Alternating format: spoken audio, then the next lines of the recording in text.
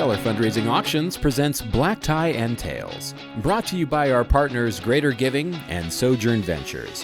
Featuring your hosts, stellar fundraising auctioneers Greg Quiroga, Devon Bell, and this week's special guest, Jonathan Moscone.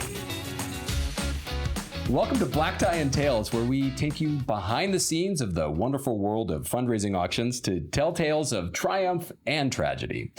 My name is Greg Quiroga. I'm one of your hosts. This is my co-host, Devon Bell. Hello. And this episode, we're joined by our very first guest, Jonathan Moscone. And Jonathan, I've known you for a long time, but I still feel obligated to give you your bona fide. So Jonathan has 35 years of experience as an arts leader. Most recently was director of the California Arts Council, the state's art funding agency, chief producer of Yerba Buena Center for the Arts. And we first met during your 15-year stint as the artistic director of California Shakespeare Theater. So welcome. And that's, you have led quite an interesting life in the arts and behind the scenes in the world of nonprofit fundraising.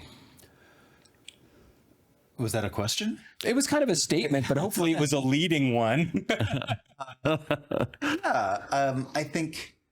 I think that's a fair assessment. You know, as artistic director, I saw my job not just, you know, about what was happening on the stage, but how we connected to communities and how we built a stronger community investment in the organization. And an investment from the organization into communities. And so one of those paths was how we did our annual gala. And I had the honor and pleasure of working with you on your annual gala for a few years. And the first year we worked together, the gala was in the Rotunda in Oakland, right, which is a lovely space if you wish to shop for menswear during the cocktail hour, because the Rotunda has that big mezzanine level where all these retail outlets are. I hope the Men's Wearhouse has survived, because I've purchased, you know, my fair share of Men's Wearhouse gear over the years. Indeed. But it's not the kind of place where you want to go and have a black tie gala. And the Rotunda, our event there was successful in the sense that you engage your community really well. You're an excellent storyteller. You're excellent at communicating to your crowd. But the following year, you decided to change. Yeah. The Rotunda was great for access from the East Bay, and I would say the plurality of our community was East Bay residents, and so that was a wonderful place. It's a gorgeous building, but you had to do a lot of work to make it intimate, to make it acoustically successful, and you know, you had to do a lot of work to design sort of the way you came into it, so it didn't feel like you were walking into a hallway with elevators. And we did that. So we did a lot of theme-based galas, right, just to help sort of create this kind of just, I don't know, a portal through which people could enter. And the one we did together was flamenco themed, I believe. Red dresses and castanets. Right. And after a while, I think we all thought we were going to just continue to come up with themes that really didn't, to be honest, have anything to do with anything. How many flamenco themed plays did Shakespeare write? Yeah, I mean, it's just not what we were. And so when we, you know, people used to say, our board said, boy, that was one great party. And I said, well, great, that should be our theme, is that we just throw one great party. Nice. And speaking of themes, the theme of this episode is quantum leaps, the time when an event made a huge leap forward. And so embracing one great party was part of a leap that you made in shifting Cal Shake's event. That was one of the leaps, was to just make it a great party and not worry about it being a theme. We were creative. We were so creative that we didn't need something to hang our creativity on. So everyone got very excited by that. It made life simpler. for the committee and for the staff. Lowered the castanet budget. Yeah, I mean, we did once we did a Vegas theme, and once we did a theme of India. One of our board members was born and raised in Mumbai, but after a while, I thought let's just do this. And I thought the big kind of mental leap that we all made, and I think I had come in with that when I took the job in 2000, was this is like a production of a play. This is just like putting on a play. This is, for us, we had 4 shows a year, and I called it our 5th show. And so we put all of our creative eggs into that basket to think about it as a show with an outcome, which was not unlike the outcome you want to have when you're putting on a play, which is people want to come back. The goal of a great event is for people to want to come back. To me, because you can make the money, and if they don't want to come back, you haven't built your long-term investment. And it's the ultimate killing of the golden goose. And we talk about this all the time. There are 2 goals. It's a fundraiser. It's a benefit. You need to hit X's and O's. You need that money. But it's also a party. Right. And people are coming to it in a social way and eating and drinking and chatting. And you said it perfectly. If they say at the end of the night, that was so fun, we got to make sure to come next year, then you've done your job. And if on the way to them saying that we've raised, I think the technical phrase is a shit ton of money, then we've really accomplished our goal. And as an auctioneer, one of my goals on stage is to make sure that people want to come back, that people don't resent me. People don't feel like I have drained them and bled every last single dime out of them. And so I think back to that gala when we moved from the Rotunda in Oakland to the Four Seasons in San Francisco. And part of that move was to engage a new donor base that wouldn't make the drive, if I recall correctly. Yes, that was one of the reasons. Another reason was it was a way of kind of telling the story of this gem in the East Bay to a community that only thought of it as something over there, or I know of the guy who runs that, but they didn't ever have an experience of it. And so that matched up with the fact that I thought of this as a production. So when people came to that, they were coming to Cal Shakes. Right. When they went to the Four Seasons for our gala, they came to Cal Shakes. Yeah. And I never thought them differently. And the reason why I didn't say that the goal was to raise money is because the goal was actually to go through that. You need to raise the money, obviously, but you want them to feel like this is a place I want to invest in. And you have to make them feel like really they want to be noticed, they want to be loved, they want to feel important and powerful, and that's one of the ways they give is reasons why people give money is because they can make a difference. Yes. And one of the things we did that year also was change Fund a Need to make a difference. Yeah. Because I just thought Fund a Need was just so Dickensian, it just was so like. Well, I don't know. Please, sir, may I have some more? It just felt so. The connotation of it was not right for me, and so we made that change. And Make a difference is empowering in a different way for the person making the difference. Well, also it also tries to move away from the thing that I see a lot. Which is we do really, really good work, and then we're going to fund a need of our really, really good work. Interesting. And it's like, aren't you just the same organization from 10 minutes ago? Right. And suddenly you're not. You're now this organization. And I don't think sometimes that's really, really powerful. But when I see it integrated beautifully, where it just feels like this is the organization, but this is a part of the organization where we're just going to talk a little bit more deeply about it. Then it feels integrated. Yeah. Okay. And just that, so you can call it whatever you want. I mean, calling it Fund a Need doesn't preclude it being a joyful experience and integrated into the story of the organization. Right. But for us, it was, because I wanted them to believe that what a theater wasn't a place that just put on plays.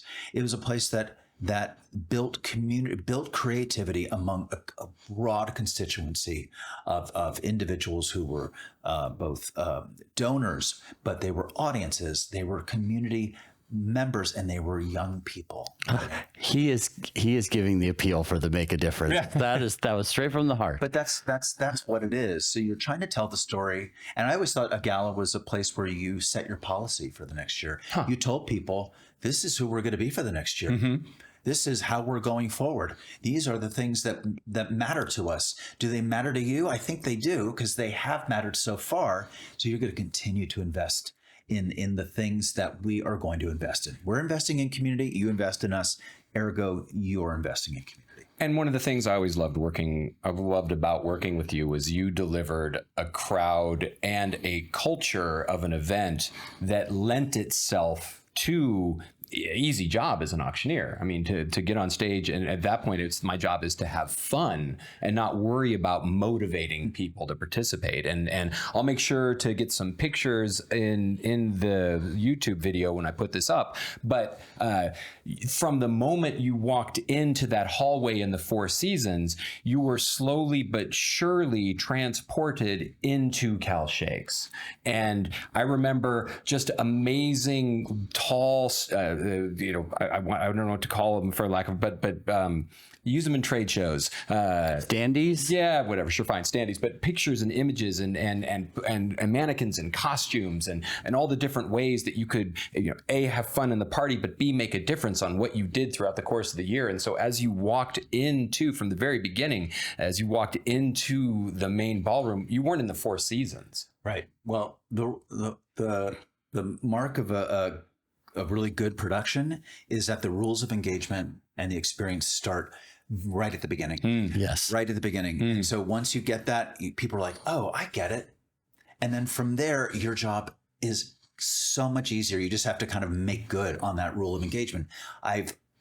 We put a lot of energy into what it was like to walk into the experience.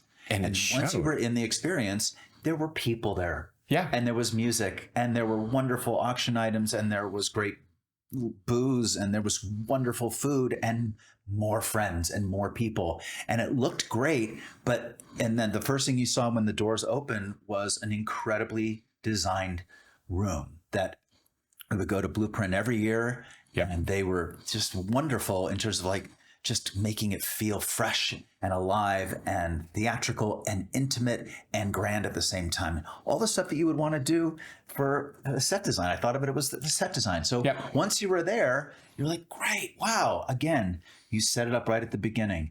And I've always liked that. And I always love when organizations that I support, through auctioneering or emceeing, when they do the same thing. Mm-hmm. I'm so impressed, because you feel the energy is so different. It doesn't have to build. It actually, it already starts. It's already started. And so the car is already warm when you're moving. Yeah, I've done events at that Four Seasons space as well.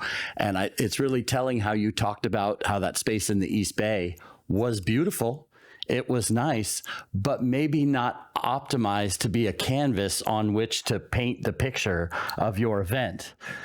But it did teach me to put a lot of energy into how you start. Yes, yes. If you didn't, it would just look like, whoa, this is not a place you want to be at night.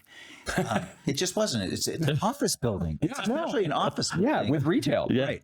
And so to make it something, so it taught me the value of that. People would get super excited. So I didn't want to lose that when we went into the Four Seasons, which is a beautiful, it's meant to be enjoyed at every turn. Yeah. Like you said, you start telling the story from the moment they walk in. Yeah. And it happens all throughout the night. And we started building that story before the night of, because I remember you and I had a conversation. You said, Greg, I'm kind of concerned that we have all these new people who are attending this event and they don't know what the auction is. They haven't participated in this auction yet. And I said, okay, how many new people are we talking? And we feel it's 100 something. And we've got how many of the previous people are coming? And it was like almost all of them. I said, okay, great. Then what we need to do is to show these new bidders, these new potential bidders, that the auction is important and has momentum. So if you could just make sure we have a couple of bidders on the first lot or two, that would ensure the auction success, that we start with momentum. And you're like, oh, sure, fine.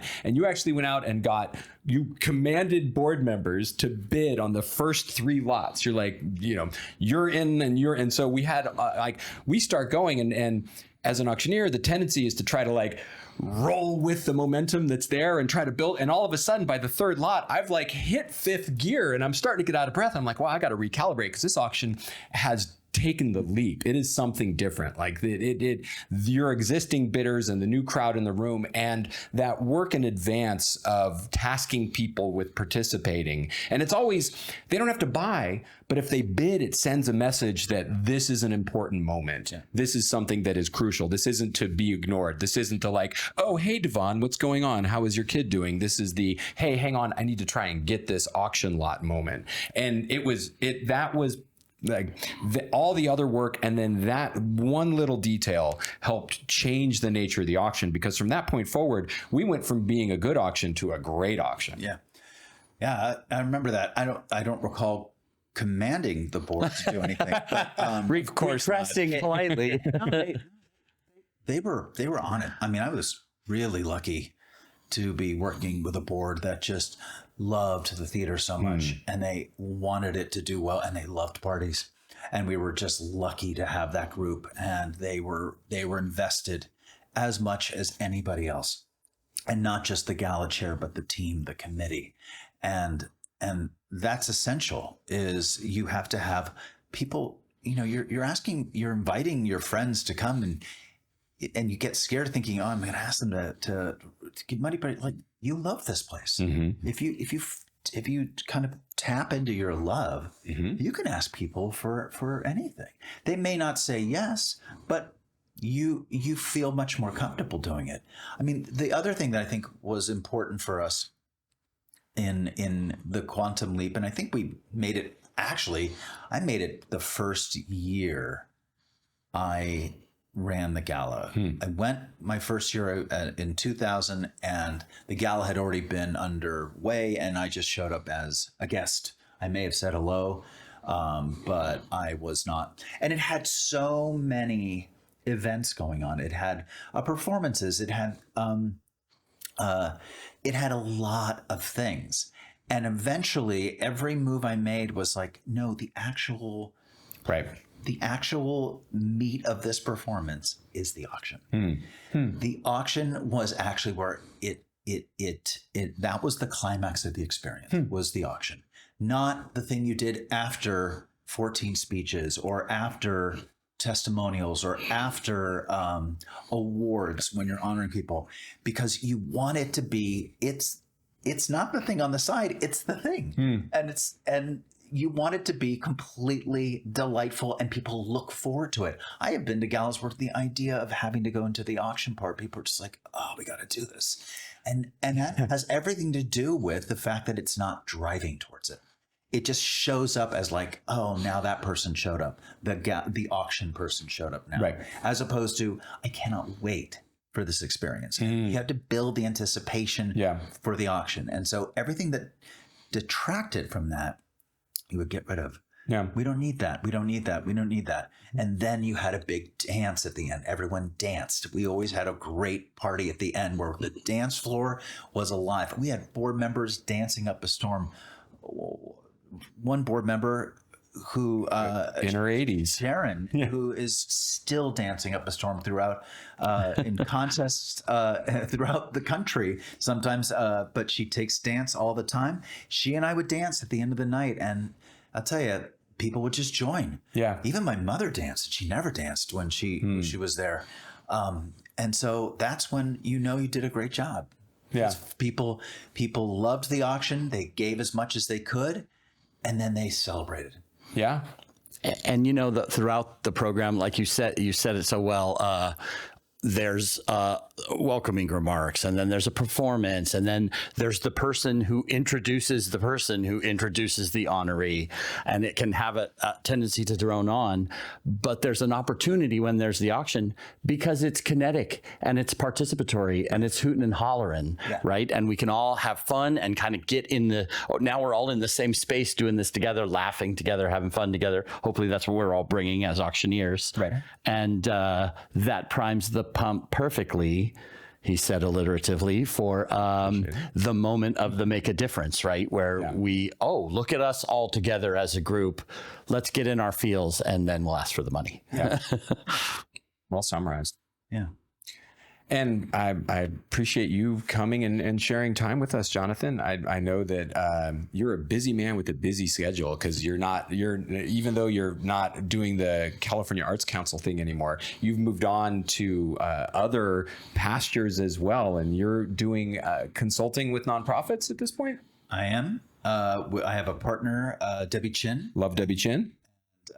We are just, put the, what do you say when you turn your shingle, something on your... Put out a shingle, nail up a shingle or something. Yeah. Some shingle reference. Nail on a shingle. Yeah. I don't know what Hung a mezuzah. And we've already started working with organizations, and I'm doing it with another consulting group as well, and doing it on my own, just because I love to be helping people to creatively solve either intractable problems or to achieve ambitious goals in the arts. And hopefully we can bring that creativity into non-arts organizations, so that they see how important it is that creative thinking. This is what drove me to do all the work that I did at Cal Shakes and everywhere, is that creativity is at the heart of solving so many issues. It's the heart of having a full and meaningful life, from young people to when you are elder. Creativity, creative thinking, it is the key. And so I kind of want to bring that into everything I do. Awesome. Well, we appreciate you bringing your creativity into what we do here today. So, Great. Thanks for Jonathan. Yeah, of course.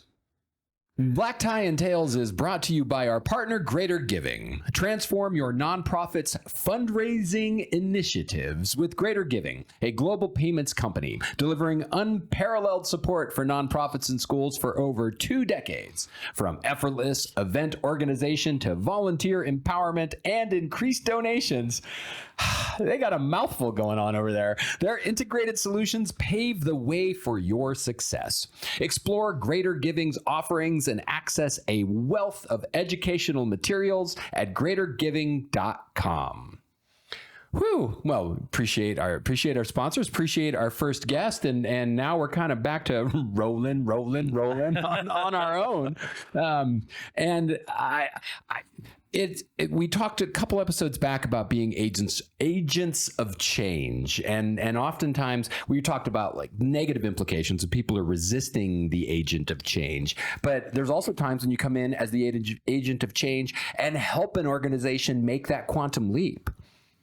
Yeah, that's right. The change doesn't necessarily have to be bad or good. I think we've talked before about the fact that, and Jonathan touched on this as well, is that buy-in from the relevant parties when you're making any sort of change is huge. And that can sometimes be a challenge, because I've been on the board for 18 years and here's the way we do it. We always have these tablecloths. Right. And so sometimes it's the change is a kicking and screaming.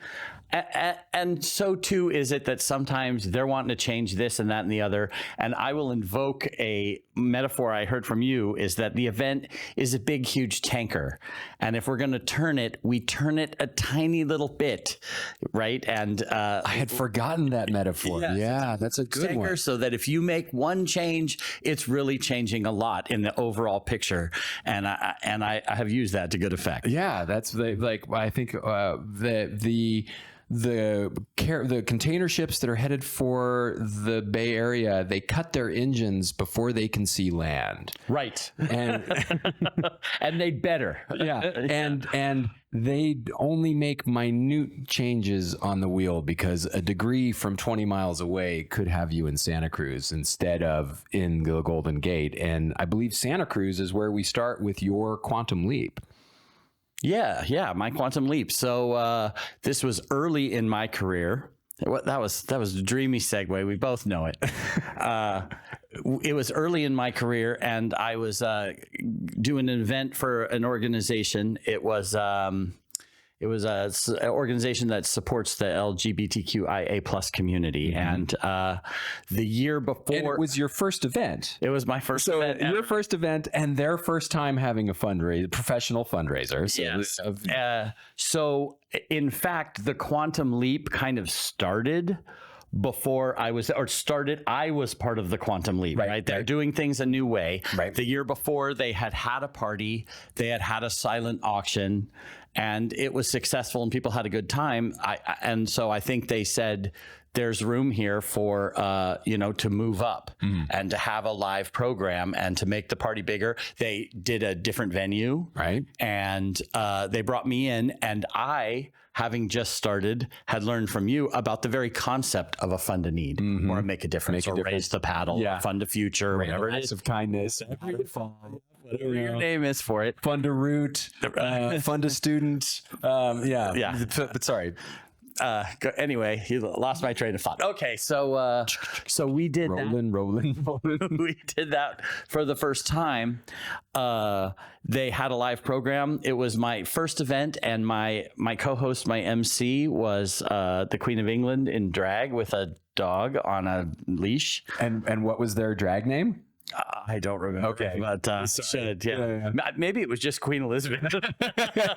Right. But she was a dead ringer. They were a dead ringer. So their event brought in, as you might expect, double what it did the year before. And it set in motion a kind of an ethos of being ambitious and believing in their crowd and believing that they could grow. And now fast forward 10 years, I still do their event. It's at a completely different venue. It's huge. We do lots of different auction lots, including buy-ins and celebrity things. And, the local politicians are very interested in outreach to that community. So there's lots of local politicians and mucky mucks there too, as well. It's become a thing. Yeah. And you know how that community really knows how to party. Yes. So it's a magnificent, raging party in addition to being a very successful event. And I would say the Quantum Leap there were changes all along the way, but what the Quantum Leap, which is, I guess, hiring me, was part of their Quantum Leap, which was believing that their event could grow. Yeah. And believing that, like, having ambition and not being satisfied with what they had and saying, we can go bigger. And I think our crowd will be into it. And they have continued to go bigger and bigger and bigger. And now it's huge. Well, I think, and faith in your crowd's capability is sometimes hard to have if you're so head down, if you have been nose to the grindstone on your event for so long that sometimes it's hard to step back and get perspective of what the potential might actually be. And there's a theater organization I work with in Texas, and the first year I worked with them, last year was the first year I worked with them, and we saw a big jump in what things were selling for. And then this year we saw another big jump, and I need to follow up with them because, like, why do you think we saw the second jump? Like, a trip to Spain that went for $27,000 last year went for $48,000 this year. Why was that? And I was like coming up with all sorts of ideas, and I realized, sometimes it's momentum begets momentum. Once a crowd expects, like, we're not doing this, we're doing this. Right. And then that carries over. There's this strange institutional knowledge of crowds. Crowds kind of carry it forward. Like if an event did really well last year, then somehow that expectation lives.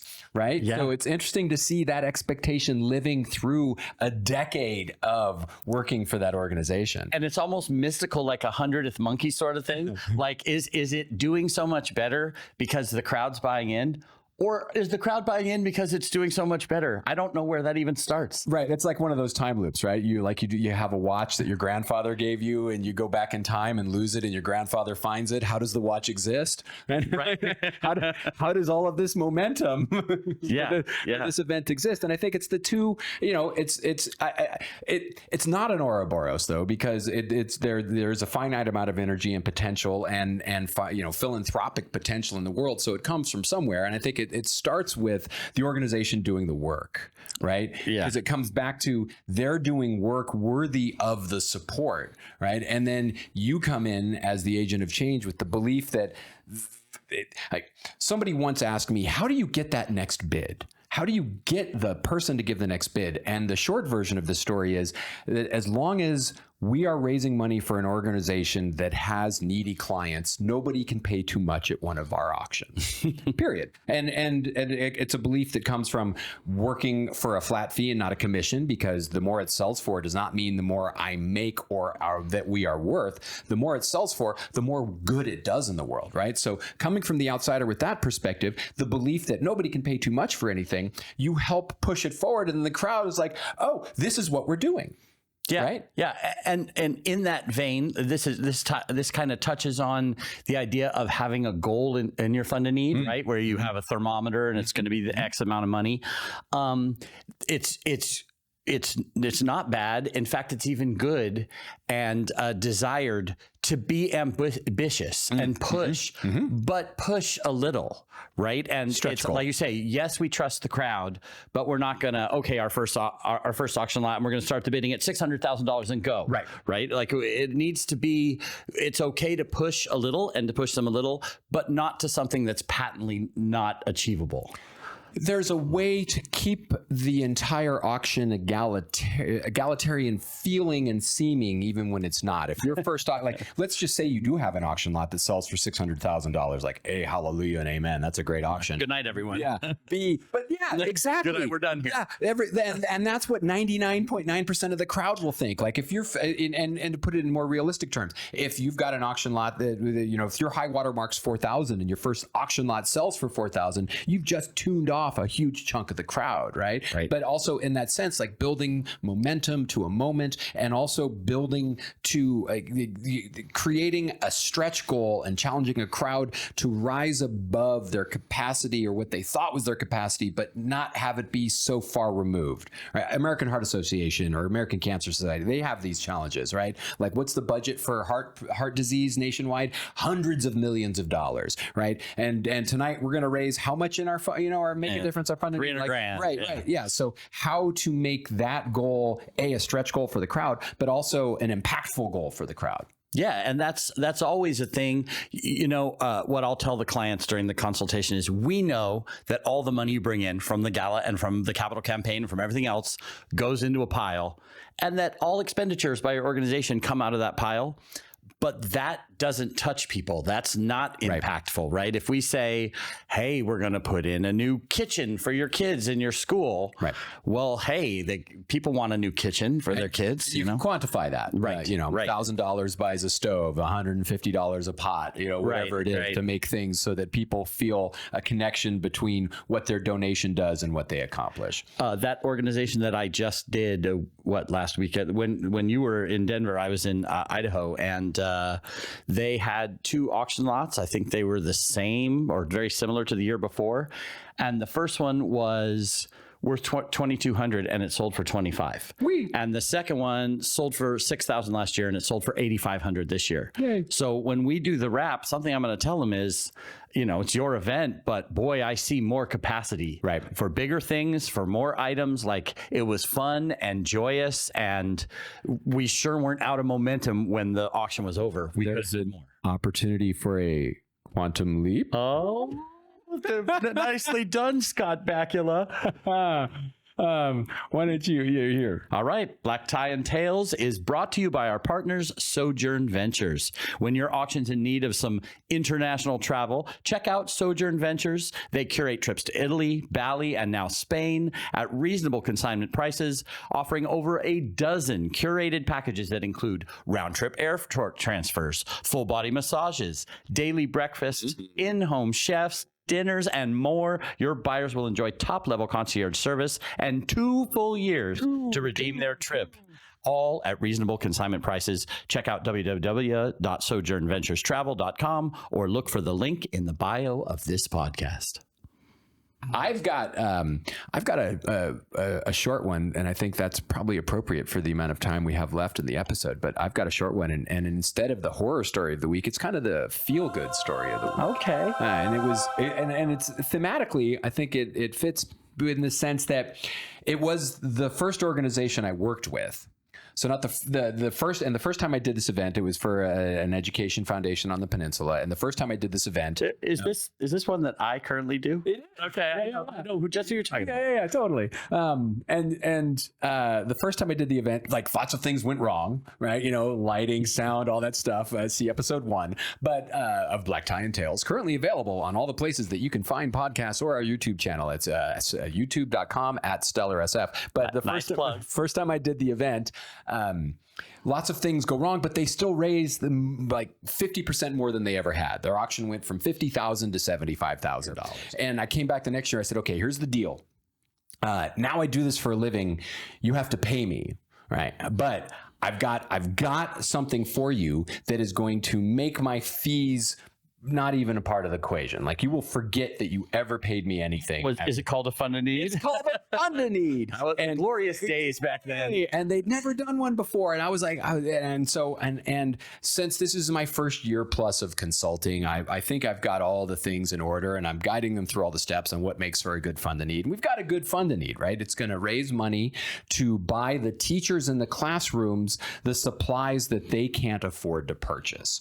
And the joke that I made was their music teacher had to take the printed copies of the music from school to school with her and couldn't leave them behind because she only had one copy and they were copyrighted and she wasn't allowed to Xerox them. And she's also probably the only person in 2004 who wasn't on Napster and just copying everything at that point, right? It was crazy. So we were to raise money for them. Everything's in shape. It's looking great. And then we get to the night of, and I realize, oh, the one thing I forgot to tell them was you need a lead donor.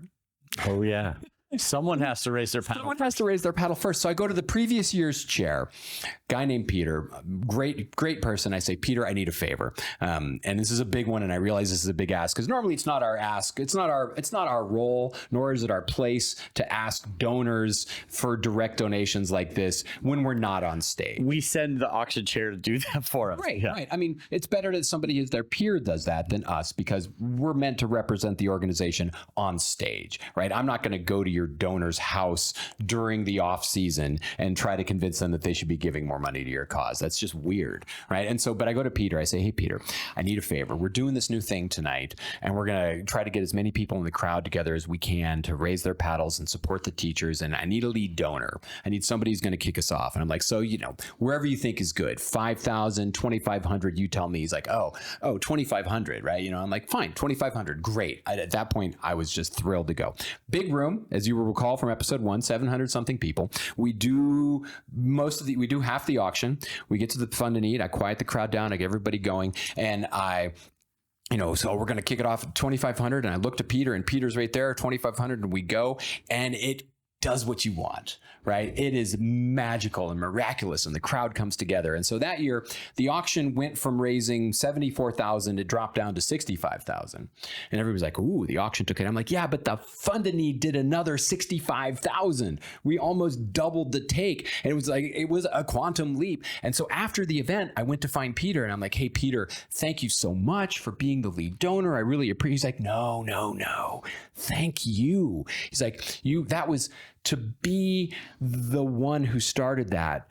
It was so, you couldn't see it, but behind me were 3 tables of teachers. And by the time you got to the $500 level, they were all in tears. Funny, because when you said supplies for the teachers, my first thought was, oh, I hope they have a table and they're in the room, because that's what it's all about. And appealing to the crowd with the people who nurture and educate their children right there in the room is who can deny that? And so that was a wonderful quantum leap. That was rewarding. Like you say, when you get to introduce the fund the need to somebody, and there've been lots to blow your mind, right? And there've been lots of other places where you introduce it, and I look back over the years and I'm like, oh yeah, they say like we've raised $7 million over the last blah blah, and I'm like, yeah, and how much of that was in the fund the need, right? Not like we're in the business of patting ourselves on the back, but sometimes it's nice to be reminded that the work we do has major impacts over time. Yeah. And another great thing about the Fund a Need is it wasn't going and hitting up your crowd for donations and trying to find something that's good and hoping that it brings in value as a value prop. What you're appealing to is the love for the organization. Right. That's the whole reason for the event. Yeah.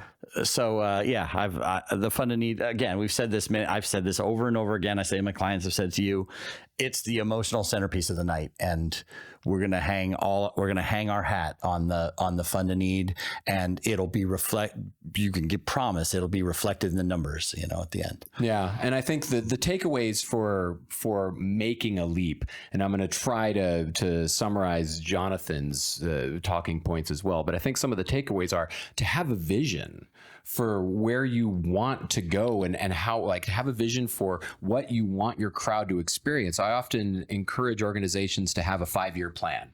Like, where do you want to be in 5 years and how can we work together? And I think part of taking a quantum leap is having a goal, setting new goals and being willing to take risks, being willing to try something new. And this isn't to say we're not dog and pony trot something out, but we're willing to take risks in terms of, moving from Oakland to San Francisco was a big risk. It was perceived as like, why are you doing it? Hey, Jonathan had a vision. He stuck to it.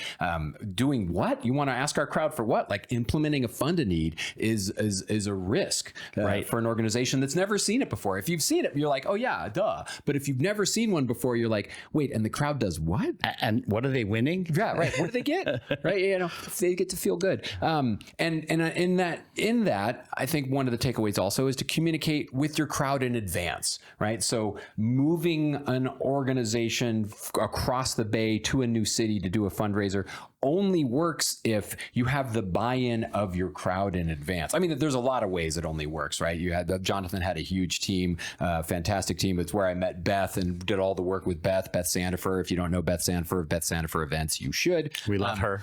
But having a good team, but also just communicating in advance, working with people to manage expectations and embracing the moment as it happens. I think that quantum leaps take place, sometimes they're quick and sometimes they're slow and over time. And with the description of the event that you talk about in Santa Cruz, that has continued to build over the course of time to now where it's the thing. It's if you want to be part of that community, you've got local politicians who want to be there. Yeah, and I don't mean this to sound condescending or patronizing or anything, but you need to train the crowd. Right. They don't know. Yeah. They don't know. And it's like you said, you got to be ambitious and you have a vision for a Fund a Need, which is going to be a feel good moment and it's going to raise a whole ton of money. And here we go. And the crowd doesn't know about any of this. Right. So we're going to have to guide them along and believe that they'll get it and they'll see and then they'll play along. And like you said, and now it's the way. Right. Yeah. This is the way.